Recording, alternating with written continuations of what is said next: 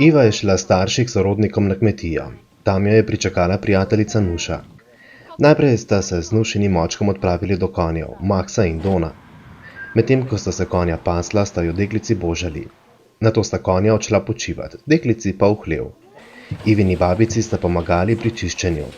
Potem sta kravam Šeki, Šugi in Šari dajali svežo travo.